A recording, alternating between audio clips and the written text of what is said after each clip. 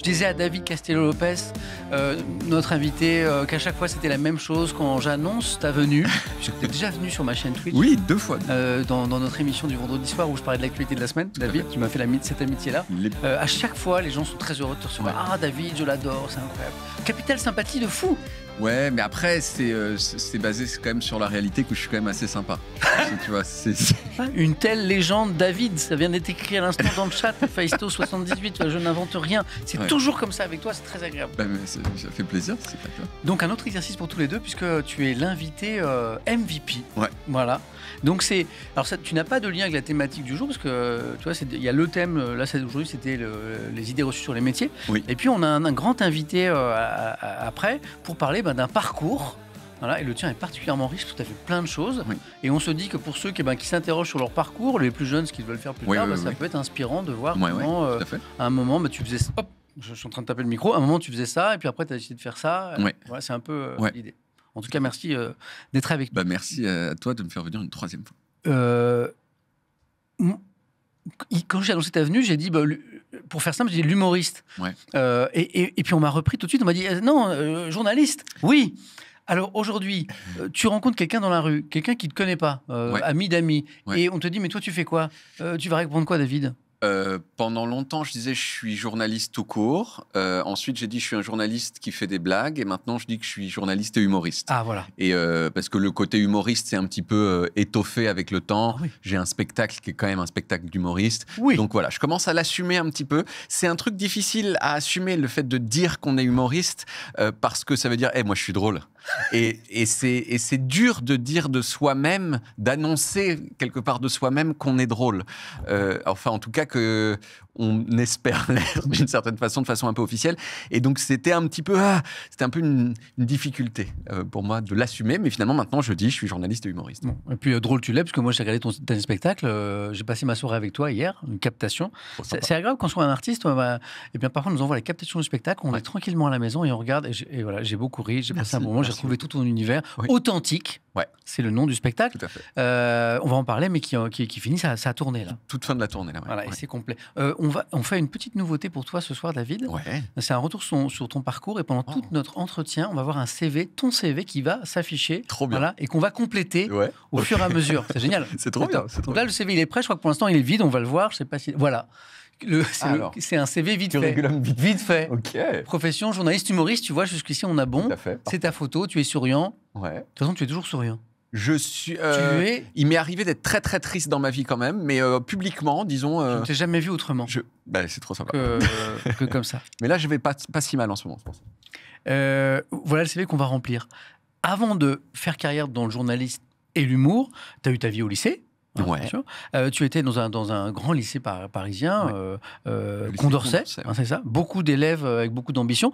Par exemple, est-ce que c'est vrai que tu étais ami avec Clément Beaune, qui est devenu ministre des Transports après? Ah oui, j'étais même, j'étais pas que un peu, c'était mon meilleur ami. Quoi. Ton meilleur ami? Ouais, quand j'étais en première et terminale. Ouais. Vous êtes toujours on est toujours, on s'est jamais perdu de vue.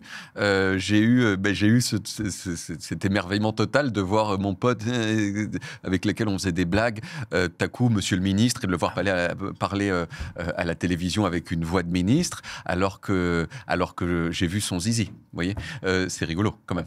À l'époque. À l'époque, bien sûr. Non, maintenant c'est moins. Non, je sais, je n'ai pas maintenant. Mais à l'époque, oui. Mais vous êtes toujours amis. On est toujours amis. Je l'ai vu. On a dîné à 2 reprises récemment ensemble. Il vient de sortir un livre en plus, très bien d'ailleurs. Alors dans ces grands lycées, notamment ces grands lycées parisiens, parfois il y a des ambitions qui s'affirment assez tôt. Toi, à l'époque, est-ce que tu rêvais d'être ministre, par exemple, quand tu étais en première terminale, comme tu le disais? Non, mais lui rêvait d'être ministre. On l'appelait d'ailleurs Clément Président. Non. On l'appelait Clément Président et il a dit non, mais moi... Évidemment, il ne pouvait pas savoir, mais il a dit je vais tout faire pour, et on le croyait.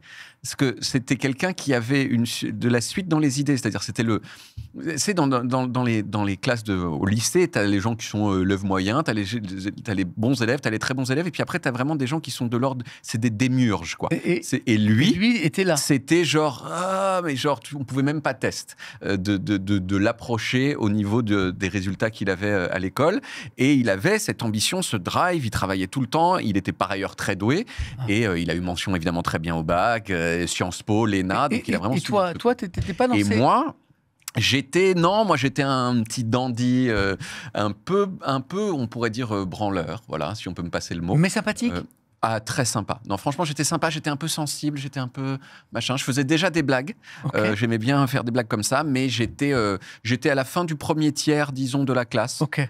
13 de moyenne. Voilà. C'est-à-dire que pour être dans le dernier tiers, il fallait avoir 13 de moyenne. Donc c'était un bon lycée. Ouais, le niveau était. C'était un bon lycée. Et donc là, pas dans le dernier tiers, pardon, à la fin du premier tiers. Voilà, je comprends. J'étais, je sais pas, il y avait peut-être 30 élèves dans la classe, j'étais 10-12e. Oui, un bon élève en fait. Oui, non, j'étais un bon élève, mais avec quand même plein de gens devant moi. Et voilà. Et la projection de plus tard, tu avais déjà une idée de ce que tu voulais faire ou pas?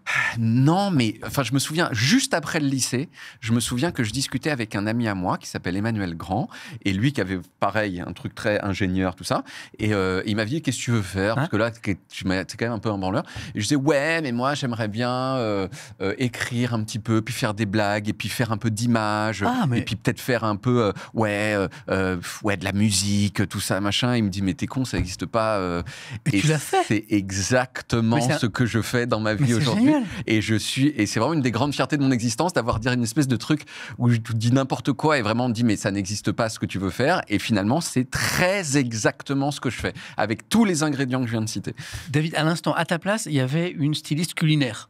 Donc, il fait des photos pour rendre les plats beaux. Je lui ai demandé comment c'est venu. Elle m'a dit, ado, j'ai eu une espèce de flash et j'ai voulu faire ça. Et je disais, pour moi, c'est une des clés du succès professionnel. C'est un moment, écouter l'enfant qu'on était, qui a eu une espèce de flash de ce qu'il aimerait faire. Et toi, tu as vu en fait ce que tu allais faire. J'ai vu tout en ayant conscience que c'était pas un chemin pour lequel il existait des formations ou c'était pas vraiment un métier. Et ce qui est rigolo, c'est que c'est Internet qui a fait de ça un métier. Les gens qui font tout seul, tiens, je fais l'image, je fais machin, je fais la musique, c'est Internet. Et quand je disais ça, il y avait pas, enfin, il y avait Internet, mais il y avait absolument pas les réseaux sociaux, ni YouTube, ni toutes ces choses-là. C'était un genre de Nostradamus, en fait.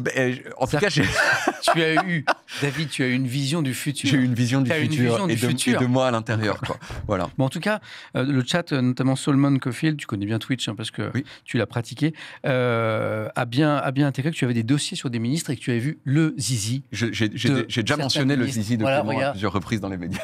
Attends, ils l'ont mis dans le CV. Meilleur pote avec Clément Beaune, futur ministre des Transports, il a vu son zizi. C'est dans ton CV, c'est officiel. Étude toujours.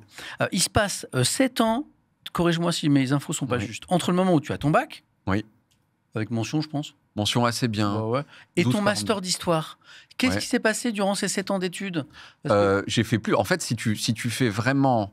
Alors, si je prends la totalité de mes études, il s'est passé 10 ans entre le moment où j'ai eu mon bac et le moment où j'ai véritablement commencé à travailler. 10 ans, j'étais un dandy. C'est-à-dire que j'ai fait des études trop longues. Mais si on prend que les 7 ans, David. Que les 7 ans... Parce que moi, après, je vais m'intéresser à ces 3 ans de plus. J'ai fait un DEA d'histoire. Donc, un DEA, ça n'existe plus maintenant, mais c'est l'équivalent d'un... C'est 5. C'est l'équivalent d'un Master 2 d'histoire. Donc, c'est-à-dire jusqu'en 2000... J'ai eu ma maîtrise en 2003, donc ça, c'était normal. Et ensuite, j'ai fait de l'histoire de l'art. J'ai fait une licence d'histoire de l'art. Il y a 1 an où j'ai à peu près rien fait. Elle m'intéresse cette année. Non, c'était l'année d'histoire de l'art. En fait, j'ai fait ma maîtrise en 2003, donc 4 ans d'études d'histoire où j'ai fait un mémoire. Ensuite, 2003-2004, j'étais en licence d'histoire de l'art. Et c'est ça. Et ensuite, j'ai fait mon DEA, j'ai mis 2 ans à le faire. T'as pas rien fait, en fait. C'est juste que tu cherchais un peu ta voie, j'ai l'impression. C'est ça? Mais c'est vrai que quand je dis que j'ai vraiment été un gros glandeur, mais c'est vrai que j'ai vu que des fois dans ma vie, des gens qui avaient quand même encore plus glandé que ça. C'est-à-dire que j'ai jamais passé mes journées à fumer des pétards en jouant aux jeux vidéo. Voilà. Ça, je n'ai jamais fait ça, et je sais que c'est ça un peu le summum de la glande, on pourrait dire. J'ai toujours plus ou moins validé des années d'études, lentement, voilà. Mais et voilà, donc j'ai pas... Et par ailleurs, pendant tout ce moment-là, mine de rien, je m'en rendais pas compte, mais je me formais à des choses qui ensuite m'ont été très utiles. Et normalement, et notamment, j'ai appris à faire de la musique. Et oui, et peut-être de la radio, parce que est-ce que c'est pas à cette époque-là que tu fais des flash infos sur plusieurs radios? J'ai TSF Jazz et Radio Nova. Tout à fait. À partir, en gros, 2005-2006, en même temps que je faisais mollement mon mémoire, j'ai travaillé à plein temps, d'abord comme stagiaire, puis comme chroniqueur d'été, à TSF et Nova. Et donc, comme c'était une toute petite rédaction, je passais mes journées à faire des reportages dans Paris, à faire des papiers, à écrire, à me former finalement en tant que journaliste avant d'entrer à l'école de journalisme. C'est ça qui est le... Comment tu as envie d'aller dans ces radios? C'est-à-dire qu'à un moment, tu te dis, tu as fait des études d'histoire de l'art, et à un moment, on te retrouve à présenter des flashs en radio. Oui. Donc là, il y a une envie d'info, une envie de journalisme. J'avais une envie. Alors, j'ai eu une envie de journalisme. Au début 2005, j'étais un peu mou comme ça. J'ai fait un stage dans l'édition. J'ai découvert un peu quelque chose qui est un peu semblable au journalisme. Ouais. Et je me suis dit, tiens, je vais être journaliste. Et là, l'année suivante, j'ai décidé de faire... de faire un stage. Non, pardon, avant ça, j'ai décidé de passer les écoles de journalisme. Et j'ai échoué. Ok. J'ai échoué, mais j'ai échoué, c'est des gros échecs de mon existence, quoi. J'en ai passé 4. J'ai été admissible au CUEJ, qui est l'école de journalisme de Strasbourg. Et j'ai fait un oral où je suis sorti, où je disais, putain, je veux bien aussi mon oral, franchement. Et non. Et en fait, le truc, c'est que je me souviens de mon oral, parce que j'ai une assez bonne mémoire et en plus, je l'avais un petit peu retranscrit. C'est normal qu'il ne m'ait pas pris. C'est-à-dire que j'étais un petit branleur de Parisien qui fait comme ça. C'est tout à fait normal que le QH ne m'ait pas pris. J'espère qu'il s'en morde quand même un petit peu les doigts aujourd'hui. Malgré ton aisance à l'oral, parce que j'ai toujours l'impression que tu... Mais j'étais pas très actu. D'accord, Et donc, en fait, il posait des questions sur l'actualité. Moi, j'étais un peu comme ça, machin. Et après ça, je me suis dit, bon, je vais quand même faire un stage dans le journalisme, parce que j'ai envie de continuer. Et c'est là, j'avais un ami qui avait fait un stage à TSF et qui m'avait dit, on fait beaucoup d'infos. Okay. Parce que c'est une petite réaction, et donc j'ai postulé, et comme j'avais un petit peu révisé les écoles de journalisme, j'ai pu balancer vraiment plein de j'ai eu bon, disons, à mon test, et j'ai été pris, et ça a été très très formateur pour moi. Finalement, ces concours n'ont pas servi à rien. Tout à fait. Donc là, ça y est, on commence dans le journalisme, et tu avais fait allusion, à un moment, il y a une école de journalisme, mais si je dis pas de bêtises, pas n'importe où. Oui. Tu vas aux États-Unis. Oui. Tu vas à Berkeley. Oui. Alors, ça s'est fait en 2 temps. D'abord, j'ai repassé 2 écoles de journalisme l'année suivante. Donc, en 2006, j'ai passé le QEJ, que pour le coup, je n'ai même pas été admissible. Voilà. Et j'ai passé l'IFP, l'Institut français de presse à Paris. Il y a une carte de fidélité au concours du QEJ. Au concours du QEJ. Et j'ai pas... Mais alors, le truc, c'est que j'avais vraiment pas du tout révisé. Mais là, vraiment, j'ai même pas été admissible. Mais en revanche, j'ai été admis sur liste principale à l'Institut français de presse, qui était quand même une bonne école. C'était pas l'IFP, voilà. Et j'ai fait donc mon master à l'IFP. Et il se trouve qu'il y avait une sorte de copinade un peu informelle, disons, entre l'Institut français de presse à Assas, donc, et plusieurs universités dans le monde. L'une qui était à Bogota, qui était l'université du Rosario à Bogota, et l'autre qui était l'école de journalisme de l'université de Berkeley en Californie. La classe. Et j'ai profité de ces 2 échanges. J'ai passé 6 mois en Colombie, sur lesquels j'ai fait des reportages sur les traces de Pablo Escobar, sur les FARC et tout. J'ai fait des papiers pour France Info à l'époque là-dessus. Et ensuite, je suis allé, j'ai passé 1 an à Berkeley, et là, cette année, vraiment, ça a changé mon existence. C'est-à-dire vraiment ma vie. C'est dur de savoir où ça... Regarde comment on actualise, t'as vu? Berkeley, T'as vu, exact, c'est parfait. La classe. C'est parfait. Et dans ton spectacle authentique, là, je me suis régalé hier soir, ils m'ont accepté. Et il y a un moment, tu en parles, c'est très drôle, parce qu'à un moment, tu racontes que sur place, tu te fais une carte de visite. Ouais. Voilà, c'est très chic, David Castillo-Lopez, voilà, Berkeley, tes coordonnées, ton mail et tout. Et en fait, donc c'est très chic quand même. Mais j'étais trop fier. Et sauf qu'en fait, tu reviens en France, et en fait, tu vas l'utiliser pendant plusieurs années, cette carte, alors qu'en fait, elle est plus d'actualité, quoi. Mais alors vraiment, mais parce c'est que ça. C'est chic. Mais parce que c'est genre, Berkeley, t'as vu que... Mais je la distribuais vraiment à tout le monde. T'as ma carte, tu veux ma carte? Je la distribuais aux enfants, quoi. C'est genre... Prends la carte. Et voilà, prends la carte de tonton David. Et oui, finalement, tu rentres à Paris et là, tout est caduc. Plus aucune information n'est juste sur ta carte. Le téléphone, le mail. Voilà. Et finalement, j'ai continué à l'utiliser en barrant toutes les informations sur la carte et en mettant les vraies informations derrière. Est-ce que je prononce bien ton nom de famille? Parce que je crois que la première chose que je t'ai demandé quand tu es venu sur ma chaîne Twitch il y a longtemps, c'est que je déteste écorcher les noms. Castello ou Castello? Castello. Castello et pas yo. Castello, c'est portugais. Le yo n'existe pas en portugais. En fait, et s'il existe, c'est un lieu. Mais c'est le même que l'espagnol. C'est le lieu, sauf que c'est LH. Donc 2 L, c'est lo. Parce que moi, je disais Castello et le chat m'a repris ce matin en me disant on dit Castello. Alors, je sais pas qui a dit ça sur le chat, mais je pose la question. Je vais vous retrouver. Je lance le débat. Et je vais vous nuire. Voilà. Okay. C'est Castello et Lopez. Lopez avec un S, parce que c'est un S. Voilà. Alors, si tu veux vraiment le prononcer à la portugaise, parce que c'est un mot portugais, c'est Castellopes.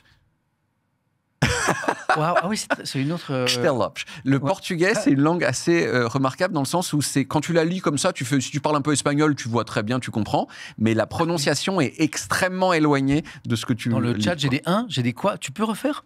Castellopes. Ça, c'est Castello, ça. Castello Lopez. Ah oui, tu as tout dit. La totalité. David Castello. Tu chantes. Ouais. Dans ton spectacle, tu chantes l'hymne portugais. Ouais. Tu m'as fait rire avec les paroles. D'abord, c'est très beau, tu chantes très très bien, tu t'accompagnes à la guitare. Ouais. J'étais surpris, je ne connaissais pas ce talent. Et tu racontes l'histoire de l'hymne portugais. On ne va pas raconter. Parce que moi, j'incite à voir le spectacle. Parce que pour moi, rien que cet extrait mérite qu'on aille voir le spectacle. C'est le pourquoi de l'hymne. Les colonies portugaises, tous les trucs, l'Angleterre, le truc. Et c'est là que, si tu veux, dans mon spectacle, il y a quand même un petit aspect journalistique, tu vois. Enfin, on pourrait dire c'est pas de l'actualité, mais c'est quand même de la vulgarisation, de l'explication, et c'est assez voisin de ce que je peux faire par ailleurs à la télé ou à la radio. Ouais. Et donc, et voilà, même si c'est un spectacle d'humour, bah voilà, là il y a un moment où pendant un moment, j'explique quelque chose. Et c'est une vraie info, c'est-à-dire l'origine des paroles de l'hymne portugais, c'est vraiment ce que tu racontes dans le spectacle. Bien sûr. Bon, c'est un lien avec la colonisation parce que le Portugal a été un grand État colonisateur, comme la France l'a été. Ouais, mais c'est un truc un peu rigolo avec le Portugal, c'est quand même pays minuscule, empire colonial gigantesque. Oui, c'est vrai. Tout le Brésil. Voilà. Et parce qu'ils ils ont eu les outils pour. C'est eux qui ont inventé les trucs pour naviguer, certains instruments de navigation. Grand navigateur. Grand navigateur. Mais la façon dont tu en parles, c'est passionnant. Magellan, par exemple, qu'on appelle Magalhães. Ça, c'est un peu triste, quoi. Le nom de Magellan en portugais, c'est Magalhas. Et en français, on a fait genre, ça me saoule, ça va être Magellan. On n'en peut plus. Donc on l'a réécrit, nous. Vous avez réécrit. C'est bien les Français, ça. Ouais. Okay. Et comment on dit, toi, alors? Magalhães. Ok, d'accord. Bon, je te crois sur... mais il y a des gens qui parlent portugais dans le chat parce qu'ils écrivent parfaitement avec le tilde, tout ça. Là. Ok, d'accord. Donc, le journalisme, ça y est, c'est lancé. L'école de journalisme, les premiers jobs, les stages dont tu as parlé. Et du coup, est-ce que ta première expérience post-études, c'est... l'effet papillon sur Canal+ ou pas? Non. Avant ça, pendant 1 an et demi, en fait, aux États-Unis, j'ai découvert le journalisme multimédia, à un moment où c'était le journalisme multimédia, c'est ringard même de dire ça. Et je ne sais pas si tu te souviens de l'époque des web documentaires. Ouais. Ça a été un moment, à la fin des années 2000, début des années 2010, il y a eu un moment où genre les web documentaires, c'était cool. C'était des documentaires un peu interactifs. Maintenant, ça paraît complètement débile parce que tout le monde fait ça, machin, etc. Et de toute façon, on s'en fout, on regarde sur YouTube. Mais tu sais, voilà, on pouvait cliquer, il y avait des informations en plus et c'était un peu genre c'est l'avenir du journalisme. Et moi j'ai appris à faire ça aux États-Unis. En particulier, j'ai appris à me servir d'un logiciel avec lequel on pouvait faire ça qui s'appelait Flash. Je sais pas si tu te souviens de Flash. Il y avait les gens se souviennent souvent parce que c'était télécharger Flash Player, tu vois. Ouais. Et moi j'avais appris à faire Flash, donc à faire du code, de l'action scripts, à faire du graphisme. Et quand je suis revenu en France, j'ai dit je sais faire ça. En France, je pense que personne ne savait faire ça. Très peu. Et donc, c'est pour ça que j'étais un petit peu compétitif. Et donc, je suis allé vendre mes services en disant moi, je suis journaliste multimédia, je peux faire du flash, je fais mon code, je fais mon machin, je fais le reportage, je fais tout, en fait. Et j'ai fait ça pour le monde.fr pendant un moment, à l'époque où il était dirigé par un monsieur qui s'appelait Boris Razon. Ouais. Et donc, j'ai fait des web documentaires où je faisais mon propre code, mon propre graphisme, tout ça. Donc, j'ai fait un certain nombre de reportages comme ça.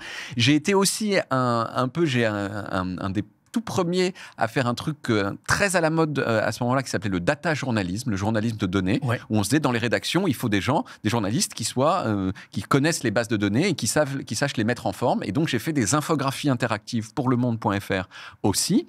Et donc j'ai fait ça pendant 1 an et demi où je faisais des trucs un peu cool comme ça, un peu prestigieux, mais qui me rapportaient très peu d'argent. T'es pas allé voir les gars du QEJ à Strasbourg en disant les gars. Non, c'est juste. Là, je suis au Monde, là. Le gars que j'avais pas pris 2 fois. Je suis au Monde, là. Vous voulez ma carte de Berkeley ou quoi?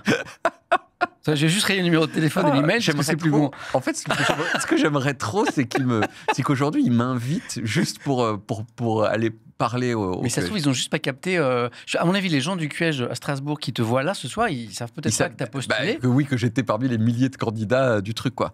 Après, j'ai donné des cours à l'ESJ Lille. C'était déjà un petit peu chic, quoi. Donc, il y a lemonde.fr, ok. Ouais. Et donc l'effet papillon dont je parlais, qui est une émission qui a été une belle émission sur l'actualité internationale avec Canal+, c'était après. C'était après ça, parce que comme moi, j'avais appris à faire du flash, j'ai dit à mon ancienne école, l'IFP, genre, moi, je peux vous donner des cours de flash parce que c'est le futur. Vraiment, le mec qui a la vista, quoi. Flash, le futur. Genre, 6 mois après, c'était dead. Genre, parce que Steve Jobs a dit, genre, les iPhones ne seront pas compatibles avec Flash. Ouais. Et donc, le logiciel a agonisé pendant 10 ans. Il a eu un coup d'avance sur un truc qui s'est arrêté, quoi. Mais vraiment, je disais, genre, c'est l'avenir. Je faisais des réunions, genre, c'est l'avenir Flash. C'était follement pas l'avenir, quoi. C'était fou à quel point j'étais dans les choux, quoi. Ce serait poursuivi. Aujourd'hui, tu serais milliardaire. Peut-être, aujourd'hui. Peut-être. Si, voilà, le monde avait été un autre monde, quoi. Non, mais... et donc j'ai donné des cours et il y a finalement j'avais un étudiant à moi qui s'appelait Thomas Lafarge, qui existe toujours, qui fait des documentaires super maintenant, qui m'a dit il cherche il cherche pas un stagiaire, il cherche un type qui sait faire du flash à l'agence Kappa. L'agence Kappa, elle existe toujours, mais disons qu'à ce moment-là, c'était peut-être la boîte de prod. Et c'était très lié à Canal+. Ouais, c'était beaucoup de programmes très prestigieux par Kappa. C'était très prestigieux de reportage international. Et je fais l'agence Kappa, tout ça. C'était l'époque où Canal+ faisait en termes d'infos des choses originales, ambitieuse, beaucoup sur l'étranger. Exactement. Bon, voilà, c'était cette époque-là. C'était cette époque-là, exactement. Voilà. C'est peut-être un petit peu moins le cas maintenant. Et il y avait, l'effet papillon qui était comme ça. Et donc, on m'a dit, genre, il cherche un type qui fait du flash. Et par ailleurs, tiens, comme tu viens, il cherche aussi un gars à l'effet papillon. Attends, je t'interromps parce que je comprenais pas le chat.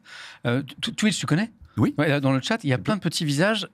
C'est le Kappa, mais c'est le Kappa, c'est le petit bonhomme qui rigole. Et quand on a dit Kappa, quand tu as dit Kappa, comme ils n'y connaissent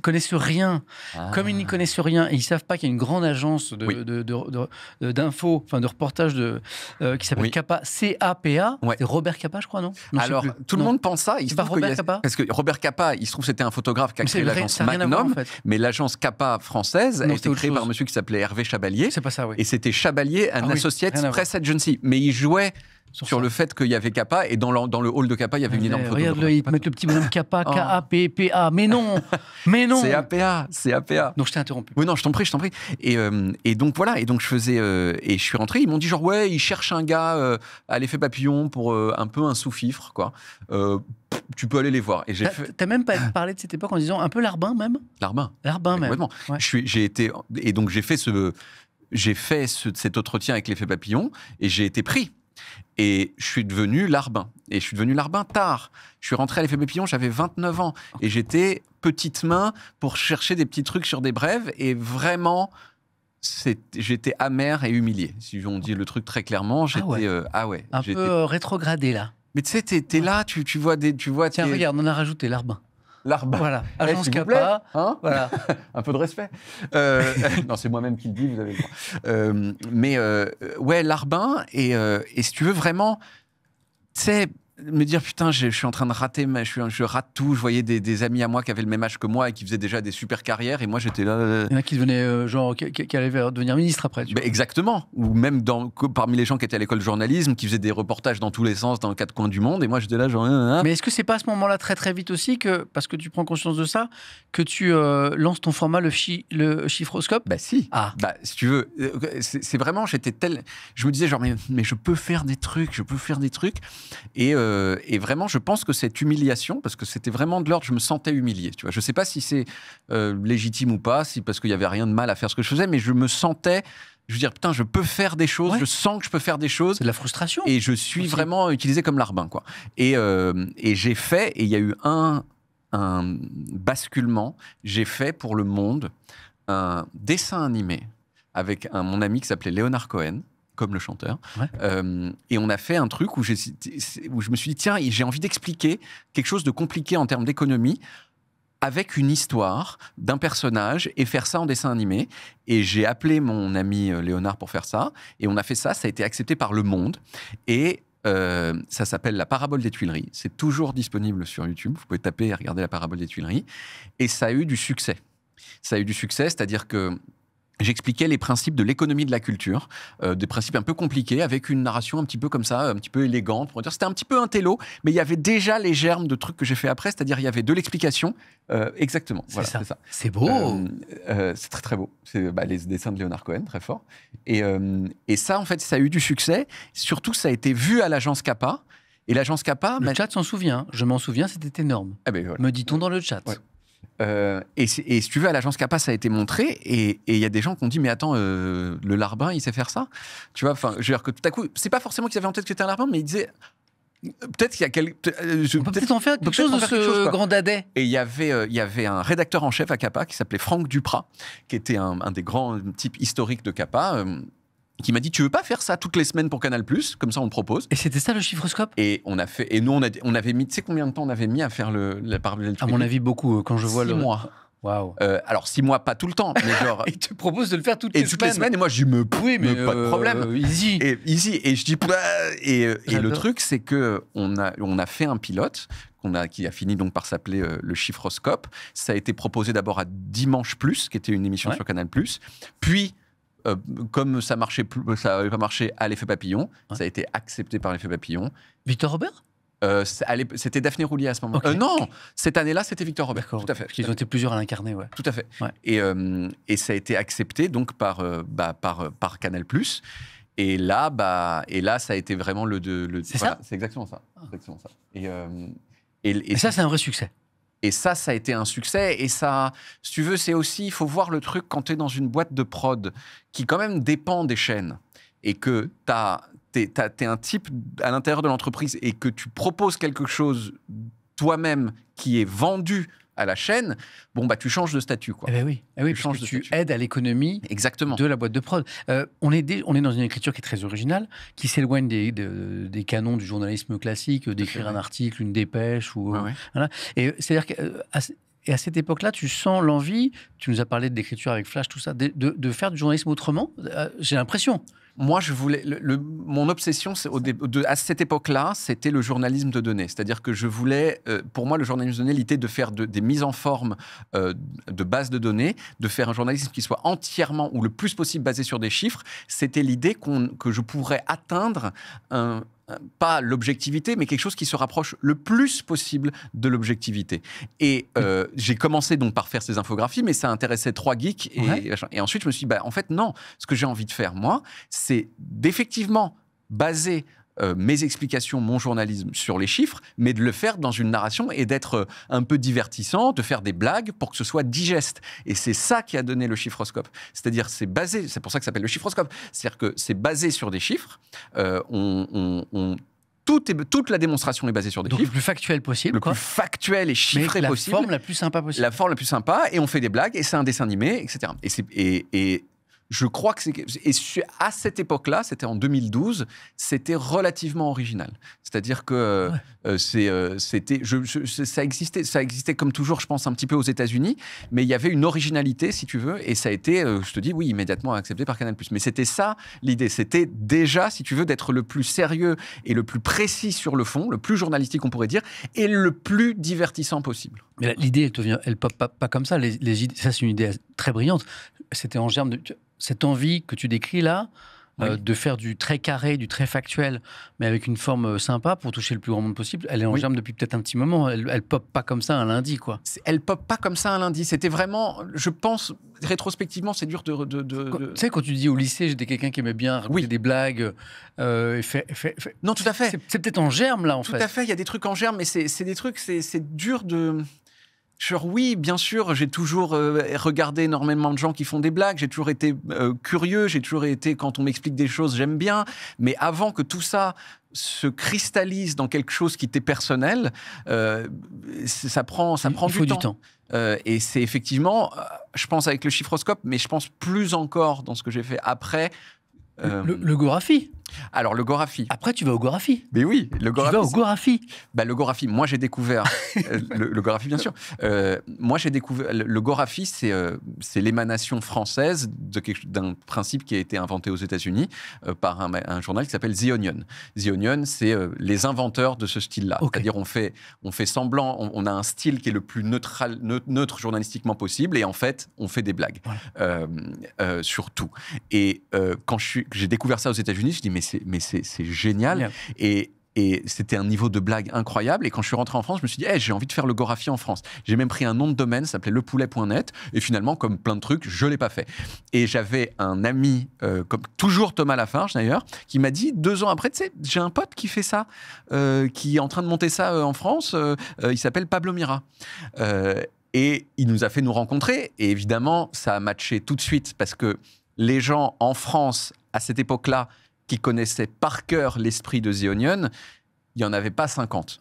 Et donc, peut-être il y en avait 50, justement, mais pas beaucoup plus. Et donc, on parle avec Pablo Mira avant que le Gorafi soit connu, tu vois. Enfin, ça commençait tout juste à buzzer un tout petit peu. Et évidemment, j'ai commencé à écrire pour le Gorafi, quoi. Excellent. Et on est toujours dans l'humour. Bien sûr, et dans les formes journalistiques, tu vois, c'était un jeu sur les formes. Une femme politique. Tiens, ça a rajouté.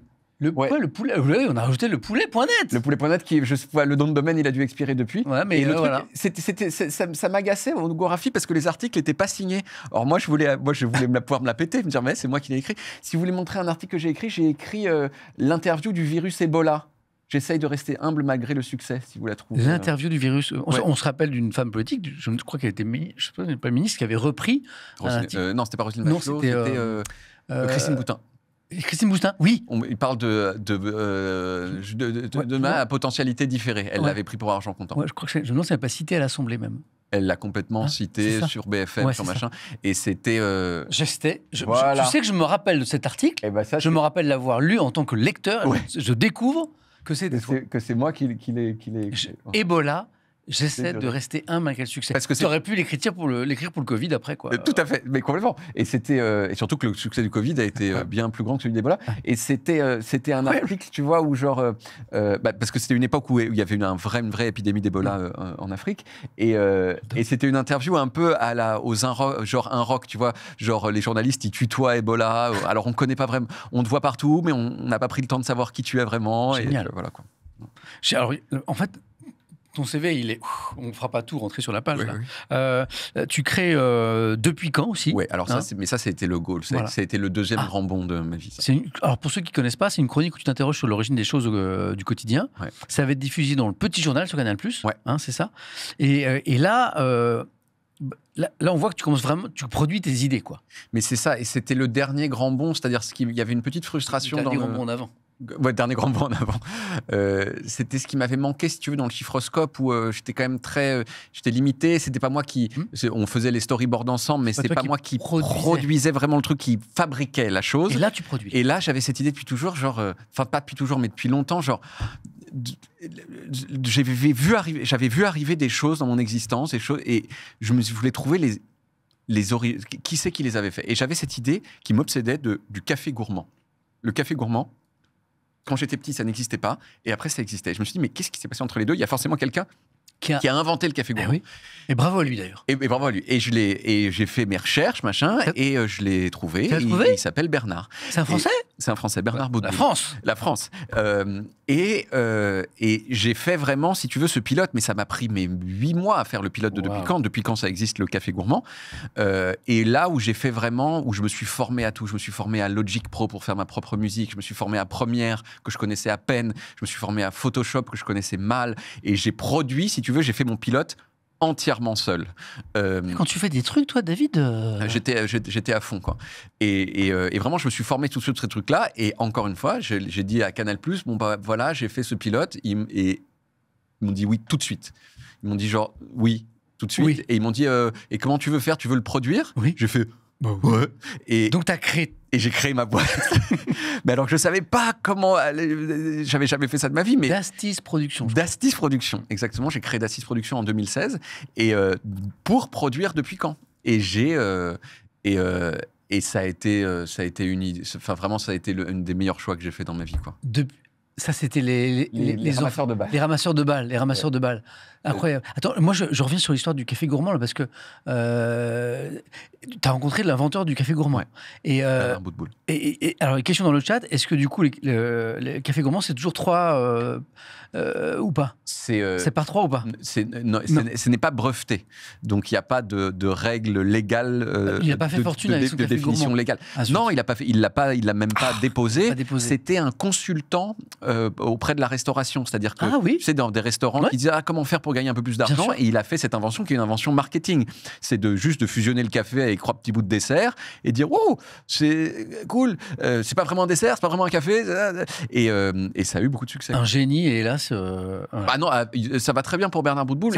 Il a une entreprise qui s'appelle Gira Conseil et qui marche dans très, le même très bien. secteur toujours. Toujours dans le secteur du consulting dans la restauration. Il n'a pas fait fortune avec cette idée, quoi. Et un jour, Café Gourmand, ils sont séparés par contre. Oui, c'est autre chose. Et un jour, il y a un gars dans un resto qui est arrivé et qui a lancé une grande révolution. Il a dit au garçon, est-ce que je peux avoir un thé gourmand? Et là, le garçon a dit, waouh. Ouais. Et après comme ça. Ouais.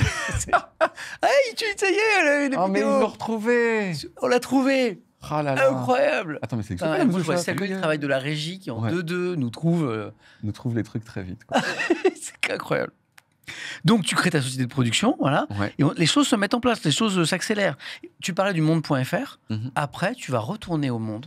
Mais il y a un truc entre les deux? Non, c'est en même temps, en fait. C'est en plus. En gros, j'ai appris par un ancien étudiant à moi qui avait été embauché par le monde.fr. Parce que pendant tout ce temps-là, j'étais prof de journalisme aussi à l'IFP. J'ai d'abord Flash et ensuite d'autres types de trucs. Et j'avais un étudiant qui s'appelle Donald Walter et qui était au Monde et qui m'a dit il cherche un chef de service au Monde. Le service vidéo. Service vidéo du Monde. Et donc, mais pour restructurer, lui donner une forme un peu et faire un truc bicéphale avec un autre monsieur qui était déjà là, qui s'appelait Olivier Clairouin, qui s'appelle toujours Olivier Clairouin.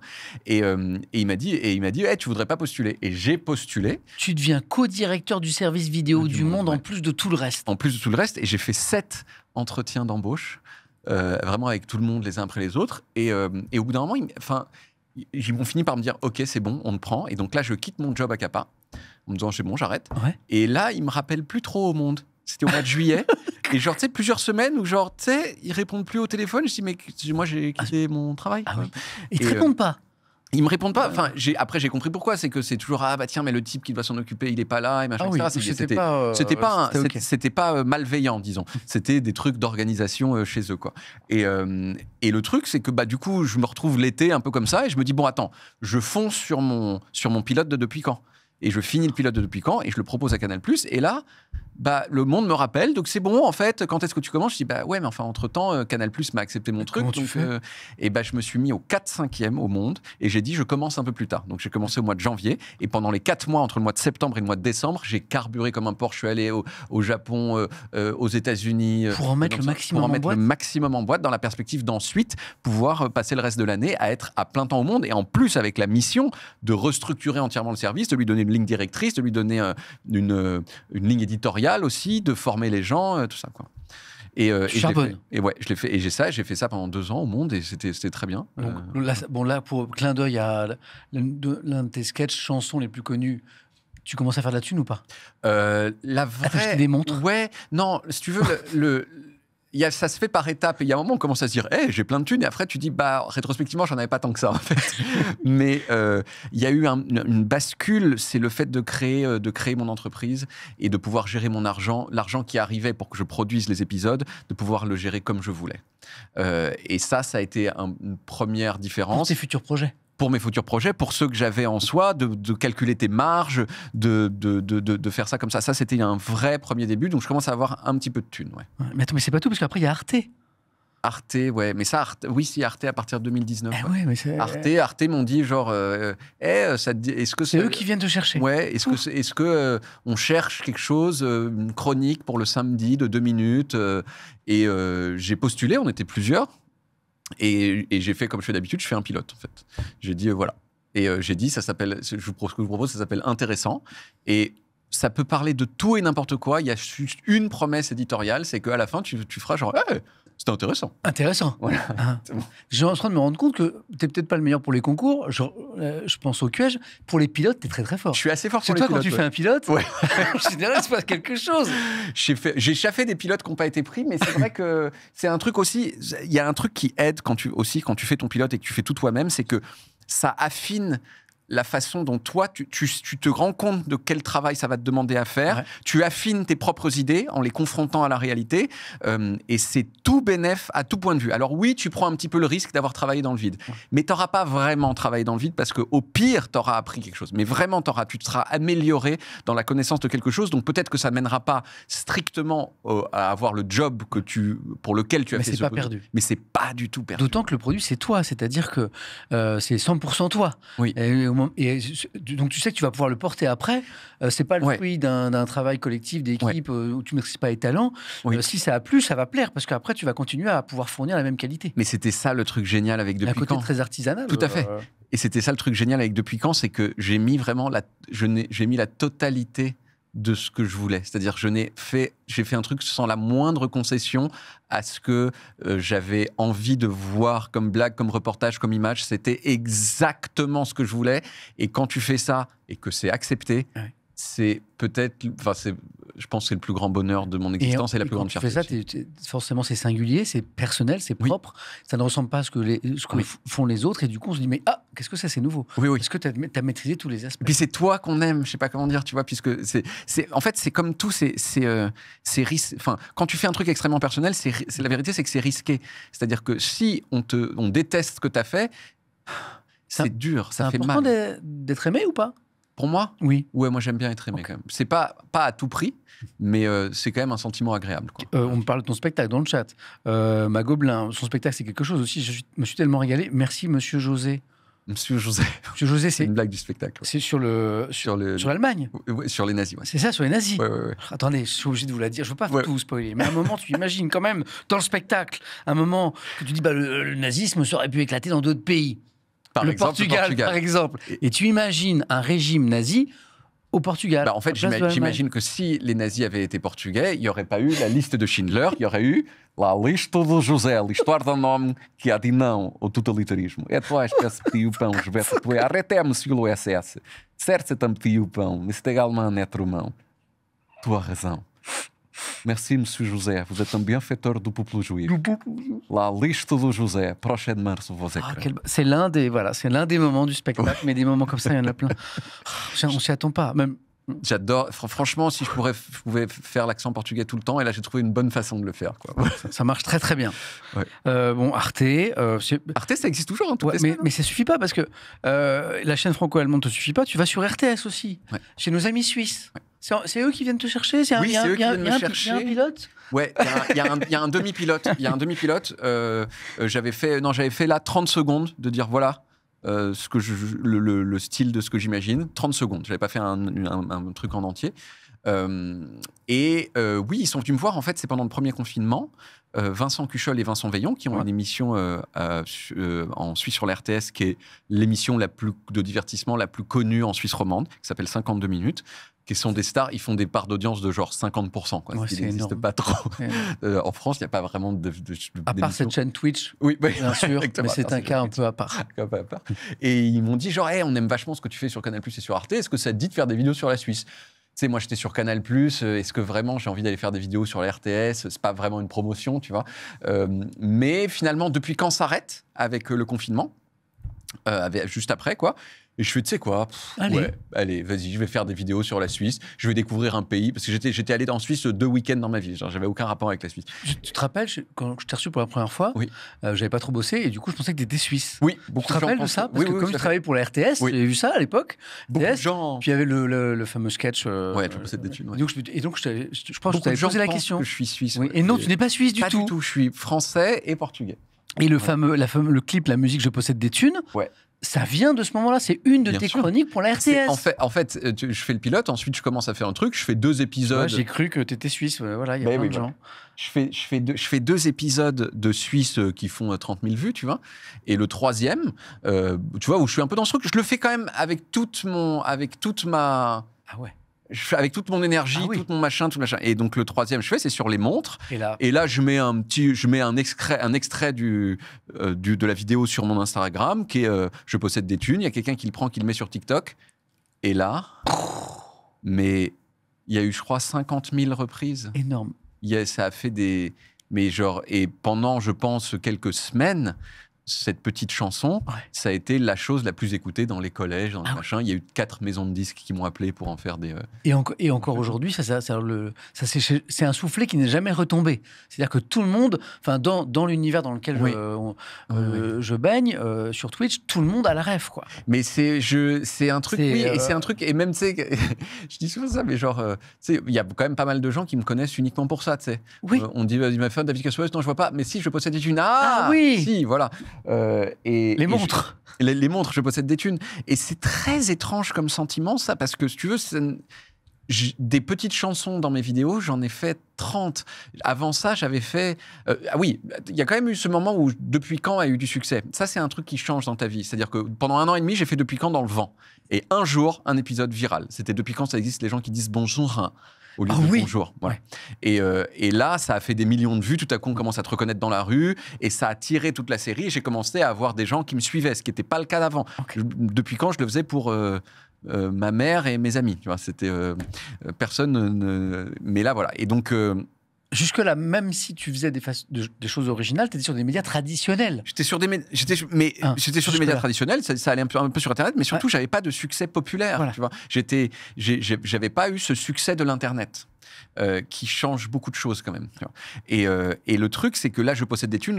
Et donc, j'avais fait plein de vidéos dans tous les sens, etc. Et tout à coup, tu fais un truc qui, pour toi... Non, je l'aimais bien, cette petite chanson. Tu vois, j'en étais assez fier. Je me dis, putain, elle est sympa. Tu vois. Mais tout à coup, ça devient un truc d'une échelle que tu n'as jamais connue. Quoi. Et qui... Alors, il y a des gens qui me connaissent que pour ça, mais la vérité, c'est que ça a tiré la totale, tout ce que j'avais fait par ailleurs. Ça a tiré toutes mes autres productions. Ça a tiré... il y a un avant et un après. Mais oui, ça a tiré Depuis quand. Les gens commençaient à regarder Depuis quand parce qu'ils m'avaient connu par Je possède des thunes.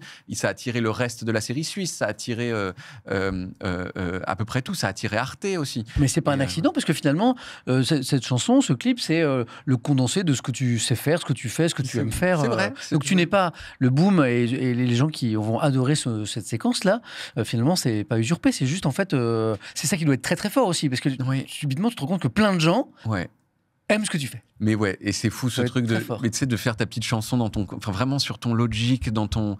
Il y a même un moment dans la chanson de départ où il y a quelqu'un qui est en train de passer l'aspirateur dans mon appartement, et si t'entends bien, tu l'entends. Enfin, moi, je l'entends derrière. Donc, c'est artisanal. T'es chez toi, tu fais je possède des thunes. Attends, là, par exemple, pour prendre que cet exemple, c'est toi qui fais tout ? Ah oui, c'est moi qui fais tout, oui. Oui, c'est moi qui fais la DA, l'habillage, le montage. C'est moi qui fais le montage de toutes les... Tout ça ? Ouais. C'est toi qui fais ça.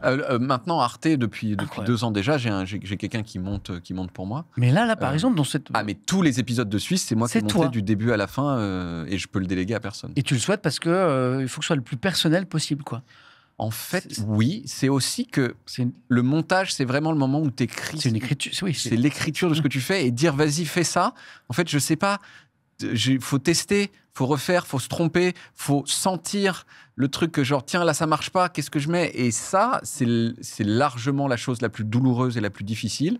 Et je ne sais pas à qui le déléguer. C'est plutôt ça. J'ai la musique dans la tête, je suis foutu. Ragnoc, on l'a depuis des années. On est tous foutus. Donc là, j'ai l'impression que pour simplifier, les portes d'Internet s'ouvrent un peu avec cette séquence, tu vois. On te voit dans une vidéo de Mister V, je crois. Beaucoup plus tard, c'est en 2022. Ah, ça, c'est plus tard. Il y a un podcast aussi, Small Talk, qui arrive sur Combini. Ouais, 2010. Alors là, j'ai une vraie question. Tiens, c'était la vidéo de... Moi, j'ai pas... Vous m'avez vu la... Ah oui, avec Mister V, je suis Clotaire. Attends, t'es où, toi ? Non, je suis pas là, mais on va me voir juste après, je crois. Attends, c'est pas le gars qui fait du reggae ? Si, voilà, je suis là. Oui, c'est ça. Et tu es le père ? Et je suis le père. Je suis son père. Mais c'était toi ! Mais oui, c'était moi. Mais bien sûr, mais la vidéo, je la connais par cœur, mais j'avais oublié que c'était toi, le papa. Lui, je me rappelle, lui, c'est un fils de bonne famille. Mais exactement. Voilà, quartier bourgeois. Ouais, mais il s'invente une vie de Rasta blanc. Rasta blanc, oui. Rasta blanc, et toi, tu es le père. Et moi, je suis le père. C'est Clotaire. Oui, exactement. J'avais oublié, c'était toi. Incroyable. Et en plus, oui, ce petit texte, on l'a écrit en plus avec... Même ce truc, il est mythique. Et donc, attends, j'ai une question sur Small Talk qui arrive sur Combini, podcast. Oui. Premier pilote, tourné en 2019, Ouais. peut-être avec Poulpe. Exact. Le format sort en 2022. Ouais. 3 ans. 3 ans. C'est dingue ça. Qu'est-ce qui s'est passé? Avant ça, on a oublié une étape. J'ai eu un L'âge podcast. de juin, sur, ce CBD, tu vas te blesser. Tu vois, personne n'a oublié, c'est dans le chat. Quoi. Ouais, Qu'est-ce qui se passe? 3 ans. Oui, non, il y a un moment, il y a un truc qu'on a oublié, c'est que j'ai fait un podcast sur Deezer qui s'appelait SMT, qui était largement le truc que j'ai fait, qui est passé le plus inaperçu, mais qui m'a quand même formé à faire un petit peu ce que tu sais faire très bien, c'est-à-dire à avoir une émission avec des gens autour, où on débat, où il faut donner la parole, etc. C'est ces trucs où tu fais les trucs comme ça avec les mains. Oui. Voilà. Attendez, laissez répondre. Attends, ta gueule. Ouais, c'est trop long, on n'en comprend plus rien. Et tu vois, c'est un moment où j'ai eu 16 émissions, ensuite ça s'est arrêté, mais c'est un truc qui m'a un peu formé à ça.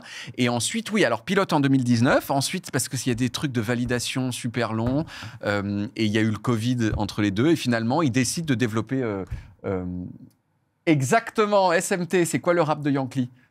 Tout à fait. SMT, c'était pourquoi SMT? C'était Sérieusement. En fait, c'est un podcast que j'avais repris de Pablo Mira, et quand je l'ai repris, ça a changé de nom. C'est passé de Sérieusement à SMT, qui veut dire donc sérieusement. Quoi. Et Small Talk, ça existe toujours? Small Talk, ça existe toujours, tous les 15 jours. Incroyable. Sur Combini. Au quotidien, t'es quelqu'un dans ton emploi du temps, là, c'est fou, t'es débordé, t'es tout. Alors, début de l'année, beaucoup, parce que France Inter tous les mardis matins, Arte toutes les semaines, Combini tous les 15 jours. Ouais. Et en plus, j'ai sorti un livre duquel j'ai fait la promo, et je faisais Les origines. Ouais, et je faisais 3 à 4 dates de spectacles par semaine dans toute la France, donc c'était chargé. Ouais. Tu veux savoir d'où viennent les choses, je vais te le dire. Ouais. On est toujours dans la même démarche, en fait. Tout à fait. Alors, les origines, mais oui, parce qu'on a oublié un truc que pendant 3 ans, j'ai fait une chronique quotidienne sur Europe 1. Ouais. Aussi. Quelqu'un de le chat m'a engueulé tout à l'heure. Ouais. Et m'a dit, alors on parle pas d'Europe 1. Mais j'étais un peu gêné, tu vois. Ouais. Et Europe 1, j'ai fait tous les jours pendant 3 ans. Donc j'ai fait 624 chroniques sur les origines des choses. Oui. Qui reprenaient un petit peu l'idée de Depuis quand, si tu veux, mais vraiment tous les jours. Avec évidemment, je faisais pas des voyages dans tous les sens. J'ai grille-pain, aspirateur, sapin parfumé, télécommande, Polaroid, d'où viennent les choses. Exactement. Voilà. Et si tu veux, et au départ, je me suis dit, je vais prendre les chroniques et je vais les mettre dans le livre comme ça. Et en fait, j'ai beaucoup retravaillé les chroniques pour le livre, et je suis beaucoup plus fier du livre que des chroniques dont il est issu, quoi. Si vous lisez pas de livre, c'est un livre pour vous. Si vous lisez des livres, bien sûr que oui, mais si vous lisez pas de livre, franchement, c'est sympa, quoi. Et en plus, c'est des petits morceaux, c'est 60 histoires avec plein de blagues dedans et des illustrations. Et en plus, tu peux le lire, tu sais, tu vas aux toilettes, c'est très bien, par exemple. Tu vois, sur les billets de banque, par exemple, une photo à la fin, c'est Stéphane Bern. Ouais. Parce qu'il est fiable. Parce qu'il est fiable et solvable. Ouais. Stéphane Bern a la réputation d'être à la fois fiable et solvable. Si vous savez lire, même si vous ne savez pas lire, pour apprendre à lire, je vous recommande Les Origines. Tu veux savoir d'où viennent les choses, c'est aux éditions de Noël. Ouais. Et c'est sorti il n'y a pas longtemps, c'était à l'automne. 2 octobre. Donc oui, pour revenir à ma question, les semaines passent vite, non? Les semaines passent vite, mais je pourrais dire ça à plein de gens, mais pas à toi, quoi. Oui, mais moi, toi, c'était le niveau au-dessus, quand même. Non, je suis pas sûr. C'était impressionnant, quand même. Non. Toi, t'es un peu notre maître. Non, mais c'est beaucoup moins structuré. Moi, je joue aux jeux vidéo, David, donc c'est beaucoup moins... Tu as du temps pour la vie à côté? C'est-à-dire pour la famille, les amis, le sport? Tu as une vie à côté du boulot? Parce que j'ai quand même l'impression que tu es emporté par un tourbillon de passion pour ce que tu fais depuis un bon moment déjà. Tu as un peu de temps pour toi à côté, ou un peu, mais tellement ce que tu fais? j'ai pas d'enfant, et donc je pense que ça... il faudrait que j'en ai, d'ailleurs, ce serait bien. Ouais, mais t'en as pas trop. J'ai pas d'enfant. Je vais éternuer. Oh, pardon. T'es ça. J'ai un éternuement rigolo. Ah oui? C'est un sérieux éternuement? Voilà. J'ai fait jusqu'à 13. C'est des petites... C'est des petites séries. C'est des petites séries, et ce n'est jamais seul. C'est toujours par série. Voilà. Ah, tes souhaits x5 dans le chat, ils sont trop mignons. Oh, oui. Et ça m'arrive sur scène des fois, ça, où je suis obligé d'interrompre sur ce que je dis. Donc non, j'ai pas d'enfant, et donc j'aimerais bien en avoir à un moment de ma vie. Non, j'ai pas... si, j'ai un peu de temps, mais pas tant que ça, c'est vrai. Pas tant que ça. Il y a eu le spectacle, là. Ben oui. Authentique. Là, on est sur la fin de la... 150 dates. Waouh. Ouais. Là, il reste 3 dates, je crois. Il reste 3 dates. Alors, il n'y a plus de place. Au Zénith de Paris, le 13 juin, il n'y a plus de place. C'est full. C'est full, mais il en reste à l'Arena de Genève. Ouais. Il reste, je crois, 1000 places sur 5000.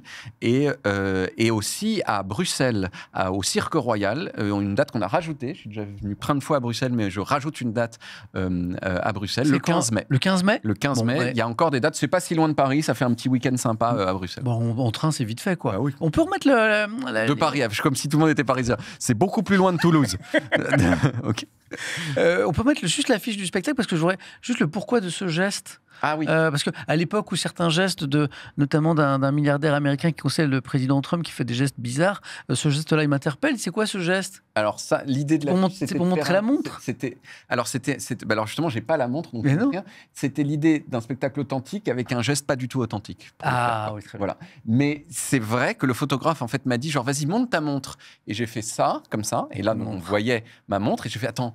Et si j'enlève ma montre? Et d'un coup, j'ai fait ça, j'ai posé la montre, qui est la montre de l'épisode. Hein, c'est la fameuse. C'est celle-ci, c'est une Breitling Navy Timer. Ouais. Et c'est là que j'ai fait ce truc-là, et c'est ça qui a donné l'affiche. Ouais. Très bon spectacle, vu à 3, me dit Brouillax. Voilà. Le spectacle est fou, je le recommande, me dit Magobelin. Voilà. La date à Porto, c'était comment?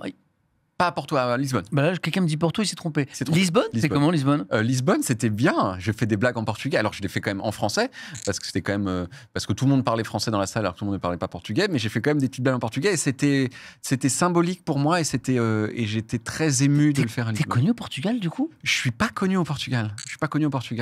Il y a quelques personnes qui connaissent un peu mon nom, parce que mon père était photographe, et il avait un petit nom au Portugal. Il a aussi été distributeur de films, donc quelques personnes un peu âgées connaissent le nom Castelo Lopez, mais ils ne me connaissaient pas moi spécifiquement. Mais j'ai fait des interviews pour les médias portugais et tout, j'étais un peu fier. Et certains qui n'ont pas vu le spectacle, qui ne pourront peut-être pas aller à Bruxelles ou à Genève, se demandent s'il va y avoir un support numérique en VOD, tu vois? Normalement, non. Voilà. Normalement, non.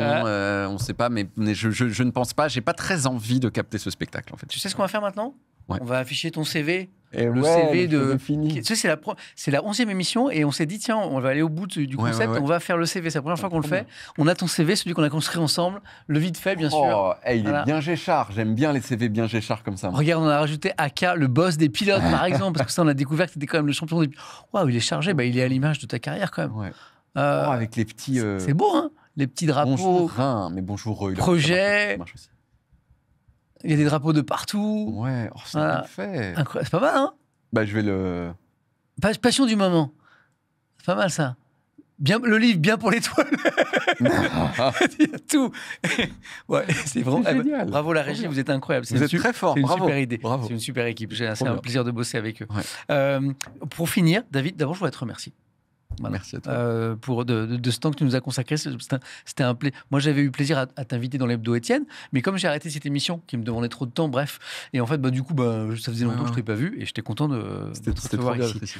On va finir par un entretien d'embauche. Ok, wow. En mode, tu vois. Oh la vache. Donc là, je te fais, voilà, je suis RH, ouais. Et je t'embauche. Voilà, je viens de voir ton pilote. Ok. Mais il faut passer J'ai 10 questions, il faut répondre vite. T'es prêt? Ouais. Let's go. Quel est, David, ton plus gros défaut? L'éparpillement. Ta plus grande qualité? Putain, c'est dur. Mes lèvres, j'ai des très belles lèvres. Ouais, je confirme. Qu'est-ce qui te motive à travailler? Putain, c'est dur. J'ai envie de dire, le fait que je sais que si je travaille pas assez, c'est la principale chose que je regretterais sur mon lit de mort. Ok. Si tu travailles en équipe? Non. C'est le côté, t'aimes faire les choses, quoi. Es-tu capable de travailler sous pression? Oui. Ouais. Es-tu du genre à prendre des initiatives? Oui. Ouais. Quelle est ta plus grande réussite? Parce que là, plein de choses. Ma plus grande réussite, je l'ai dit tout à l'heure, c'est d'avoir fait quelque chose d'entièrement personnel et que ça a été validé non seulement par une chaîne de télévision, mais aussi après par le public. Par le public. Est-ce que l'échec te fait peur? Oui. Pourtant, tu m'as dit que parfois il y en a eu. Oui, mais j'ai beaucoup connu l'échec. C'est-à-dire qu'il faut voir le truc depuis quand j'avais 35 ans. Hein. Oui. Donc, et avant le chiffroscope, genre beaucoup d'échecs, les concours, les machins. Et c'est pas facile. Je me suis vraiment dit, jusqu'à l'âge de 30 ans, je suis un gros loser de ma race, quoi. Et ça, je trouve que c'est intéressant dans une émission qui est regardée par des gens qui s'interrogent sur leur avenir ou sur. Ouais, voilà. Jusqu'à 30 ans. je me considérais moi-même, peut-être à tort, mais je me considérais moi-même comme un loser, quoi. Tu te vois où dans 5 ans? Je me vois où dans 5 ans? J'aimerais bien avoir fait une vidéo beaucoup plus longue. Ok. Et une dernière, du coup, tu possèdes des thunes? Tout est toujours relatif, mais oui. Plus qu'avant. Plus qu'avant, et surtout, de façon assez cocasse, beaucoup plus que quand j'ai fait la chanson où je disais que je possédais des thunes. David, un immense merci. Merci à toi. C'était vraiment un plaisir de te retrouver ce soir. J'espère que nos chemins se recroiseront souvent. Ouais. À bientôt. Vacances un peu là, les vacances scolaires qui arrivent. Je suis parti là 3 jours au ski. Ça m'arrive de prendre des vacances, des week-ends, des trucs comme ça. Okay. Voilà, je m'ennuie un peu en vacances. Bon, David, encore merci, à très très bientôt. Merci à toi. Je parlais de l'équipe à l'instant, merci à l'équipe, voilà, parce que c'est un bonheur de travailler avec vous. Merci à tous les viewers qui étaient avec nous ce soir. MVP revient dans un mois, c'est dans longtemps, normalement c'est tous les 15 jours, parce qu'il y a les vacances scolaires, il y a un peu de questions pour un champion enregistré, donc je m'en excuse, mais ça sera une très belle émission dans un mois, donc on vous attend. Prenez soin de vous, de ceux que vous aimez, et je vous dis à très très vite. Bonne soirée.